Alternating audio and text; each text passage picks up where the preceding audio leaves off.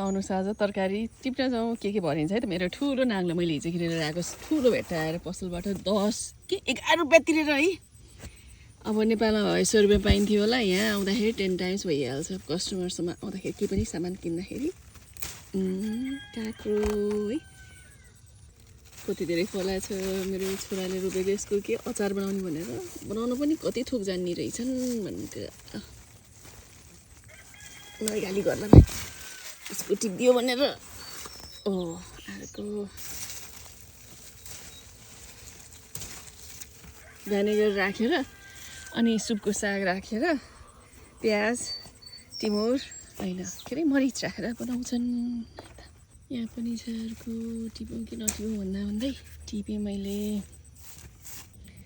अर्को पनि छ सानै छ अन्ततिर कहाँ छ त्यहाँ रहेछ 5-7वटा एउटा 2 3 4 5 6वटा छ। यहाँ पनि रहेछ अर्को। यिनीहरू पिकल बनाउनलाई चाहिँ ठिक्क हुँदो रहेछ सानो खालको अचार बनाउनलाई सिङ्गै काँक्रो बोतलमा राखेर मिठो हुँदो रहेछ क्या बानी पर्नुपर्ने। अब बन्दा मैले बिहान एउटा काटेर राखेको थिएँ अरूको त्यो पनि टिपेर राख्नुपर्ने भयो कसरी गर्ने कस्तो गरुङ्गो छ यिनीहरू पनि काटेरै निकाल्नु पऱ्यो।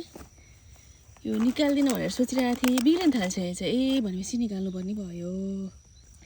सिमी फल्ला भनेको त्यति राम्रो फलेन के भयो कि यसपालि अहिलेसम्म त धेरैचोटि खाइसक्नु पर्ने बेला भयो नि होइन। हजुरकोमा चाहिँ कस्तो फलाएको छ बोटहरू अचानक रूपमा मरिरहेछ खरायोले आएर काट्दियो कि अर्को जनावरले काट्दियो कि के भयो भने। ब्रोकाउलीहरू चाहिँ अब हुँदैन कि यस्तो किरा लागेको छ यो सबैलाई टिपेर मैले साबुन पानीमा हालिदिन्छु। म बिखहरू चाहिँ प्रयोग गर्दिनँ केही पनि कि अब यो सेलरी फुल्नु लाग्यो कि है पानी रेगुलरली नपर्दैन पनि हैरान भयो। जहिले आयो बारीमा घाँसै मात्र उखाल्ने काम हुन्छ हौ।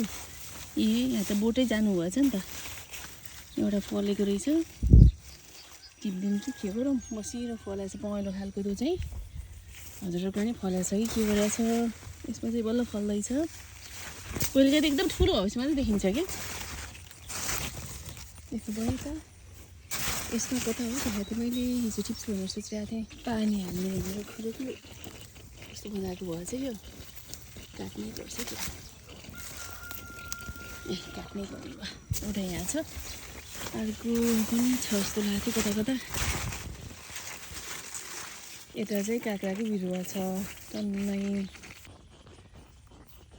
अर्को एउटा कत्रो ठुलो भइसकेको छ है कस्तो होला भन्नु नि गुलियो हुनसक्छ यो चाहिँ अलिअलि।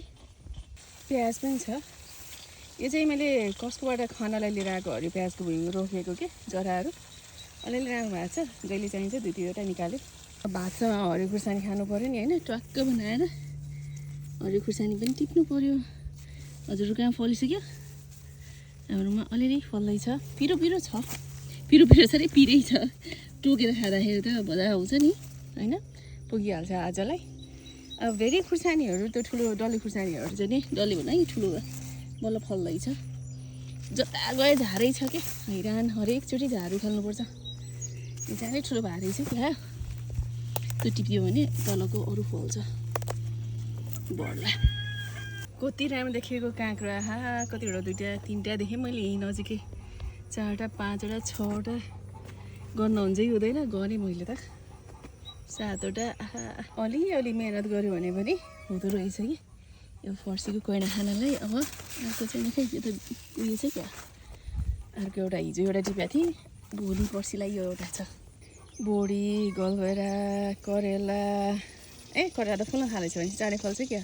बरेला त्यता हुँदैछ यतापट्टि सिमी फल्दैछ हिजो 2-3टा टिपेको थिएँ त्यति धेरै फलिसकेको चाहिँ छैन एउटा त फल्या रहेछ भनेपछि त्यति होला खै के मिलेन।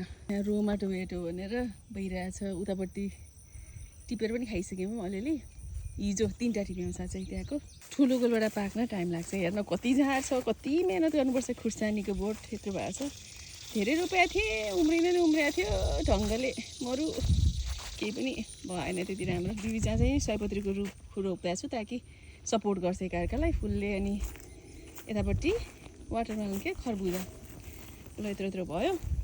यहाँ कोदो रोपेको उम्रियो घाँसले कस्तो हुन्छ है त यसपालि कोदो हेरौँ है त अब बल्ल घाँस उखाल्यो यो केही